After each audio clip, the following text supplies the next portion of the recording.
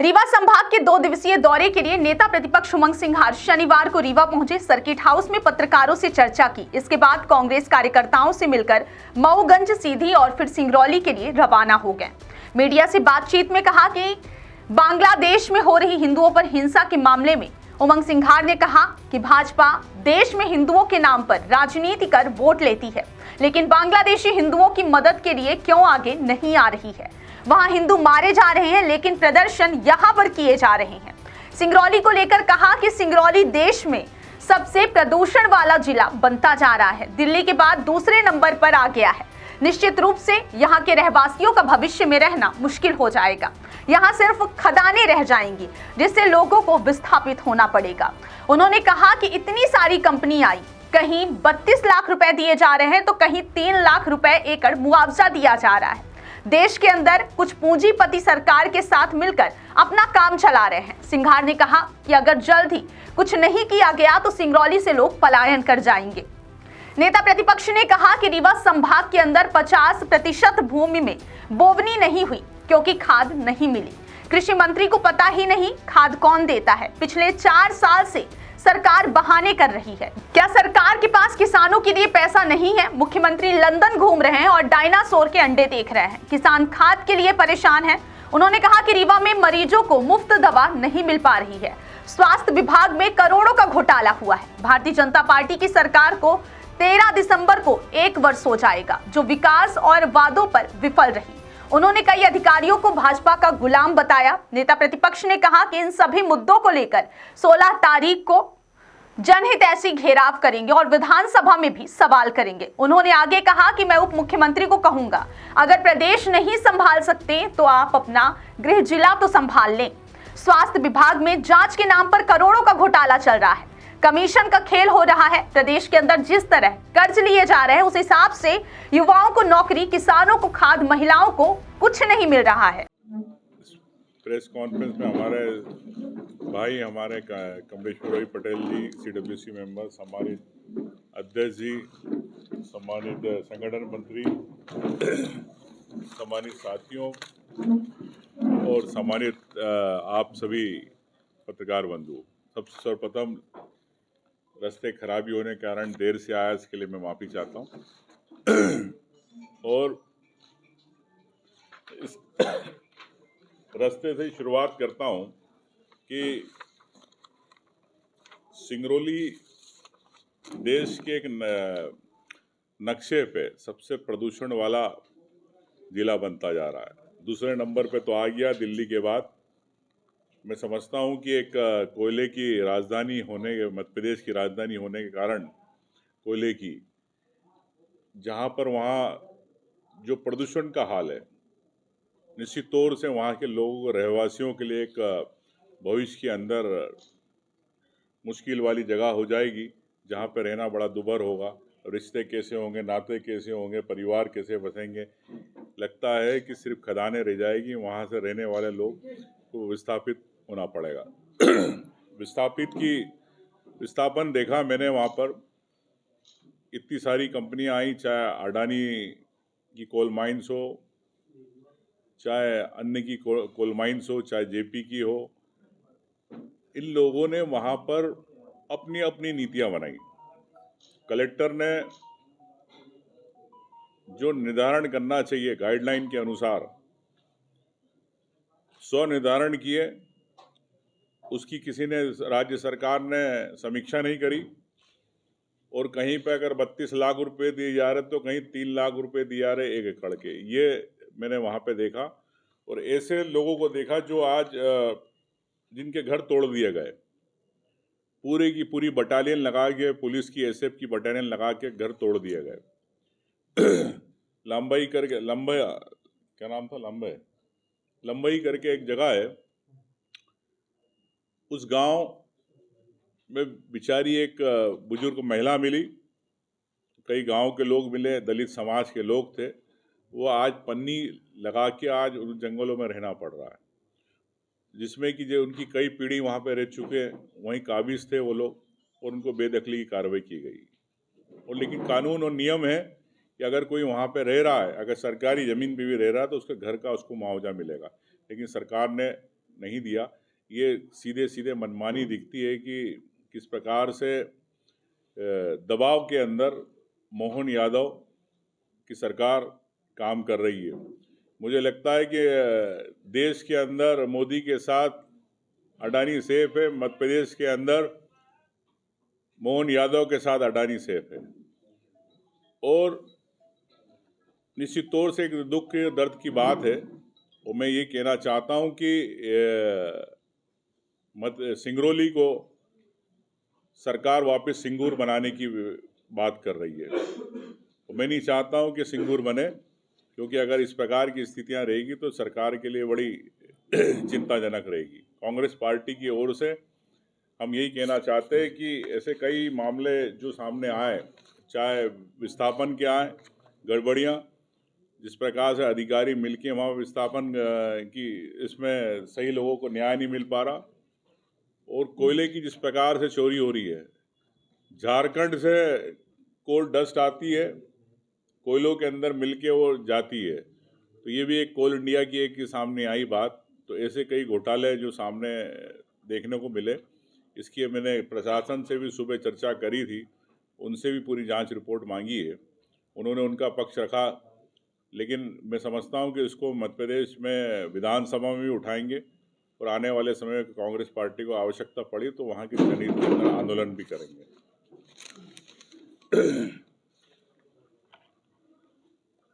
संभाग के अंदर 50% बोनी नहीं हुई, डीएपी खाद नहीं मिली। तो मैं सरकार से जानना चाहता हूं कि बहाना करती, इनके कृषि मंत्री को तो पता ही नहीं खाद कौन देता, लेकिन सरकार पिछले 4 साल से बहाने कर रही, यूक्रेन में रशिया में युद्ध चल रहा है। लेकिन मैं सरकार से जानना चाहता हूं कि भारत सरकार ने और मध्य प्रदेश ने कई बार देश के अंदर इंपोर्ट हुआ, आपने चाइना से भी इंपोर्ट किया, अमेरिका से भी इंपोर्ट किया, मोरक्को से भी इंपोर्ट किया, अन्य ऐसे कई देश हैं जहां से आपने खाद इंपोर्ट करी। तो क्या है, क्या सरकार के पास पैसा नहीं था किसानों के लिए? मुख्यमंत्री जी लंदन में घूम रहे थे, उसके पहले शिवराज जी गए थे तो अमेरिका की सड़कों के गालों की तरह बिल्कुल चिकनी सड़क बता रहे थे, और ये डायनासोर के अंडे देख रहे थे वहाँ पे लंदन में। लेकिन मैं चाहता हूँ कि अगर मुख्यमंत्री जी अन्य देश में जाते हैं जहाँ से खाद आती, तो निश्चित तौर से प्रदेश के किसानों का आंसू पोंछ पाते, आप समय पे खाद दे पाते। तो झूठी बात करने वाली भारतीय जनता पार्टी की सरकार निश्चित तौर से कभी किसानों के हित में बात नहीं करना चाहती। यही कारण है कि आज आपके यहाँ 50 से 60% अगर बोनी नहीं हुई है, तो इसके बारे में भी हम 16 तारीख को जो जनहितैषी मुद्दे हैं उसको लेके घेराव करेंगे। खाद भी एक उसमें एक महत्वपूर्ण मुद्दा रहेगा, मैं कहना चाहता हूँ।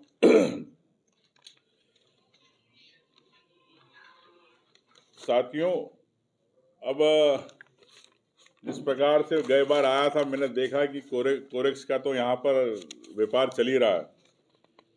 इसके अलावा ऐसे कई मामले हैं कि जिसका आपके यहाँ पर उप मुख्यमंत्री जी जो बुनियादी विकास की बात करते हैं और अस्पतालों की बात करते हैं, तो जिस प्रकार अस्पतालों की स्थिति ऐसी है कि दवाइयाँ मरीजों को मिल नहीं पा रही, प्रदेश के उप मुख्यमंत्री है और अपने ही गृह जिले के अंदर मरीजों को दवाई नहीं दे पा रहे हो, फ्री दवाइयाँ, मुफ्त की दवाएं नहीं मिलती। तो उप मुख्यमंत्री जी से कहना चाहूँगा कि आप अपना गृह जिला तो संभाल लो, अगर प्रदेश नहीं संभल रहा। दूसरा, जो आपके स्वास्थ्य विभाग में घोटाले चल रहे हैं, जांचों के नाम पर पूरे प्रदेश के अंदर कई 200-300 करोड़ रुपए जांच सैंपल ब्लड टेस्ट के नाम से जिन कंपनियों को काम दिया जा रहा है, क्या वो कंपनियां सही जांच कर रही है कि फर्जी नाम से उनके नाम से पैसे सैंपल के निकाले जा रहे हैं? इस पे उप मुख्यमंत्री राजेंद्र शुक्ल जी बताए। और अगर उसमें अगर किसी को कमीशन जा रहा है तो किनको जा रहा है, ये भी उप मुख्यमंत्री बताए कि 300 करोड़ रुपए अगर जा रहे हैं उस कंपनी को इसके बदले, तो ये समझना चाहिए कि इसके पीछे कौन है। साथ ही उद्घाटन कई हो रहे हैं, सीतापुर हनुमान सिंचाई परियोजना की एक महत्वपूर्ण घोषणा थी उप मुख्यमंत्री जी की, 4,167 करोड़ का बजट स्वीकृत किया गया, लेकिन इसमें जो है मऊगंज, सीधी, सिंगरौली किसानों की हालत सुधारना, इस परियोजना में 653 थे सुविधा मिलेगी, लेकिन ये स्थिति आज क्या है ये उप मुख्यमंत्री बताएं। और रही बात प्रदेश के अंदर जिस प्रकार से कर्जे लिए जा रहे हैं, कर्ज लेके प्रदेश के युवाओं के लिए नौकरी के द्वार नहीं खोले जा रहे, प्रदेश के किसानों को खाद नहीं दी जा रही, कर्ज लेके प्रदेश की महिलाओं को आपने जो सपने देखे 3,000 देने के, वो आज नहीं मिल रहे। आपके यहाँ धान की जो खरीदी की इन्होंने बात करी थी 3100 रुपये में, वो धान आज भी इन्होंने नहीं खरीद रहे, ना खरीदेंगे। तो मैं समझता हूँ कि भारतीय जनता पार्टी की सरकार की जो 13 दिसंबर को 1 साल होने वाले, विकास के नाम पर विफल रही है, जो वादों के नाम पे विफल रही है। तो निश्चित तौर से अधिकारी मैंने जो देखा, कई अधिकारी तो ऐसे हो गए हैं कि जो भारतीय जनता पार्टी के बिल्कुल गुलाम हो गए। तो मैं समझता हूँ ऐसे अधिकारी जो भारतीय जनता पार्टी के नाम से माला जप रहे हैं, उन अधिकारियों के बारे में मैं यही कहना चाहूँगा कि अब कांग्रेस को या तो एक शुरुआत करना पड़ेगी, अभियान की तेल की शीशी इनको दे, इनके भारतीय अधिकारियों को, और किसको तेल लगाते हैं ये भारतीय जनता पार्टी के नेताओं को जाके तेल लगाए, क्योंकि काम तो कर नहीं रहे जनता के। तो मैं समझता हूँ कि जनता के हित के अंदर अधिकारी को जवाबदार है। जो ऐसे अधिकारी निश्चित तौर से, कई ऐसे अधिकारी है जो निश्चित तौर से गुलामी कर रहे हैं, तो मैं समझता हूँ कि उनको भारतीय जनता पार्टी का एजेंट ना बन के सबके जनहित के अंदर काम होना चाहिए, ऐसा मैं समझता हूँ। मेरे साथ कमलेश्वर भाई है, ये भी आपको संबोधित करेंगे। एक मिनट। अभी आप मऊगंज में दौरे पे गए थे, वहाँ देवरा महादेवा मंदिर में अभी कुछ जी, अभी हम लोग जो है ना परिजनों से मिलके भी आए हैं, जो घटना घटी है। और देखिए, आप इसी से अंदाज़ा लगा लीजिए कि यहाँ का पुलिस प्रशासन कितना बड़ा जनता के प्रति हितैषी है। पुलिस अधीक्षक मौके पर भी नहीं गए और ना ही परिजनों से मिलना उचित समझा। तो ऐसे पुलिस अधीक्षक की पोस्टिंग किसने कराई? क्या जनता के हितों की परवाह नहीं है? ये भारतीय जनता पार्टी की सरकार में इस तरह के अपराधियों को संरक्षण देने का काम होता है। और जहाँ तक मुझे जानकारी है कि उसमें एक मंडल का भाजपा का प्रवक्ता भी था उस अपराधी में। तो ऐसे अपराधी आज कहाँ फल फूल रहे हैं, ये आप अंदाज़ा लगा लीजिए। पूरे प्रदेश में इस तरह की घटनाएं घट रही है और रीवा में तो आए दिन हत्या, इस तरह के बलात्कार और नशा का व्यापार सबसे बड़ा आपके रीवा में हो रहा है। और इसके लिए पूरी तरह से हम तो यही कहेंगे कि जो सरकार में बैठे हुए लोग, भारतीय जनता पार्टी के विधायक, मंत्री, सांसद, वो लोग जिम्मेदार हैं। क्योंकि आपने देखा होगा अभी किस तरह से धार्मिक उन्माद फैलाया जाता है, ये काम भारतीय जनता पार्टी के विधायक रीवा संभाग में कर रहे हैं। आपके मऊगंज जिले में हुआ जो चीज़ की अभी वर्तमान में कोई विवाद नहीं है, हाई कोर्ट ने, तो माननीय न्यायालय को धन्यवाद करेंगे कि न्याय देने का काम किया। सिर्फ अल्पसंख्यकों को चिन्हित करके और उनको उजाड़ना, उनको परेशान करना, ये हमारा संविधान ये नहीं कहता है। हमारे संविधान में हर वर्ग को रहने का, हर धर्म के लोगों को बराबरी का, सम्मान का अधिकार है। और मौलिक जो हमारे अधिकार है उसकी रक्षा करने की बजाय ना रोजगार पे इनसे बात कराइए, न महंगाई पे बात कराइए, न किसानों को खाद देने। इसके लिए अगर ये आंदोलन करते इनके विधायक या भाजपा के नेता कि खाद की पूर्ति नहीं हो पा रही है, युवाओं को रोजगार नहीं मिल पा रहा है, महंगाई से लोग परेशान है, इस पे ये चर्चा नहीं करेंगे। इनके जितने वादा थे बांग्लादेश को लेके कर रहे हैं, अब ये कुछ भी करेंगे, ये यहाँ के देश के विषय पे चर्चा नहीं करेंगे। किस तरह से जब राहुल गांधी जी ने अडानी के घोटालों को उजागर किया, जब अमेरिका ने भी वहाँ से संज्ञान लिया और इनको दोषी ठहराया, कितना बड़ा घोटाला किया है, तो आपने देखा होगा अभी संभल का जानबूझ के इस तरह का विषय लाते हैं कि वो विषय डाइल्यूट हो जाए। ये हमारे देश में हो रहा है। और आप लोग चौथे स्तंभ है, आप सब समय समय पे सजगता से दिखाते भी है। आप सबसे भी बड़ी अपेक्षा है कि अभी जिस तरह से सिंगरौली जिले का उल्लेख किया, अब आप सीधी से सिंगरौली राष्ट्रीय राजमार्ग, आप लोग भी सिंगरौली जाते होंगे, 13 साल से बन रहा है, आज तक नहीं बन पाया। 3 ठेकेदार चेंज हो गए, ठेके पे ठेका हो गया। और जब कमलनाथ जी सड़क परिवहन मंत्री थे, उस समय ये राशि स्वीकृत हुई थी। उस समय टेंडर हुआ, भूमि पूजन उसका 3-4 बार हो गया। पहले शिवराज सिंह चौहान ने किया, फिर मेंटेनेंस के लिए 37 करोड़ स्वीकृत हुआ, तो फिर जाके वहाँ की सांसद, अभी एक पुल सिर्फ एक तरफ का चालू हुआ है। उप मुख्यमंत्री जी जाके, वो भाजपा के सारे नेता, सिर्फ एक तरफ का पुल चालू है, जबकि वो 4 लेन का पुल है, उसका लोकार्पण कर रहे। तो मजाक बना के रखा है, सिर्फ इवेंट करते हैं। सर, महादेवन वाली मंदिर में है और रीवा और मऊगंज जिले के मात्र एक विधायक जो कांग्रेस के हैं वो उनके समर्थन में थे। क्या कहेंगे इसके लिए? किसके समर्थन में थे? कि उन्होंने जो किया वो सही किया, लेकिन उनके साथ कोई भाजपा का विधायक नहीं खड़ा हुआ। मुझे ऐसा, कांग्रेस पार्टी कभी भी किसी भी गलत काम के लिए किसी को भी प्रोत्साहित नहीं करती है। और कांग्रेस पार्टी हमेशा, हमारे नेता और हमारा जो सिद्धांत है पार्टी का, कभी भी कोई भी घटना कहीं घटती है या कोई भी इस तरह का विषय होता है, सभी को साथ में लेके न्याय देने का काम करती है। किसी का व्यक्तिगत विचार हो सकता है, और व्यक्तिगत विचार पे हम समझते हैं कि टीका टिप्पणी यहाँ पे करना ठीक नहीं है। आपने बताया है तो डिटेल में हम लोग चर्चा करेंगे, और इस तरह का किसी ने गलती किया है तो उनसे संज्ञान में लेंगे और बात करेंगे। 16 तारीख और क्या गूंज सुनाई देगी इस बार विधानसभा में, उनके लिए क्या स्टैंड होगा? वैसे आपकी जानकारी के लिए माननीय हाईकोर्ट इंदौर में लग चुका है उनका। 9 तारीख को हाईकोर्ट उस पर चर्चा सुनवाई करेगा। अब हाईकोर्ट क्या निर्देश देता है उसके बाद तय होगा, लेकिन पार्टी की तरफ से चूंकि पार्टी विरोधी गतिविधियों की दूर, तो पार्टी ने ऐसी उनसे किनारा कर चुकी है। विधानसभा में क्या गूंज सुनाई देगी, कौन से मुद्दे रहेंगे? देखिए, पहले तो भारतीय जनता पार्टी अखाड़े में तो आने ही नहीं चाहती, विधानसभा चलाना ही नहीं चाहती। क्यों नहीं चलाना चाहती? क्या प्रदेश की जनता के सवाल अगर विधायकों के माध्यम से उठते हैं तो क्यों नहीं जवाब देना चाहते? विधायक जनप्रतिनिधि है, अपने अपने क्षेत्र की बात उठाते हैं, तो इसमें भारतीय जनता पार्टी के विधायक हो या कांग्रेस के विधायक हो, सरकार क्यों घबराती? सरकार क्या इतनी असक्षम है अपनी बात को जवाब देने में? सरकार अगर झूठ भी जवाब दे, झूठे जवाब दो तो सही। रही बात, सरकार चाहती है कि सदन नहीं चले, सरकार चाहती है कि लाइव टेलीकास्ट ना हो। मैंने तो कई बार पत्र लिख चुका हूँ माननीय अध्यक्ष जी को और सरकार को कि लाइव टेलीकास्ट कराए, ताकि आप जो चौथा स्तंभ है, आपको भी जो एडिट होके अंदर से खबर आती है वो ना आए, आपके सामने दिखे।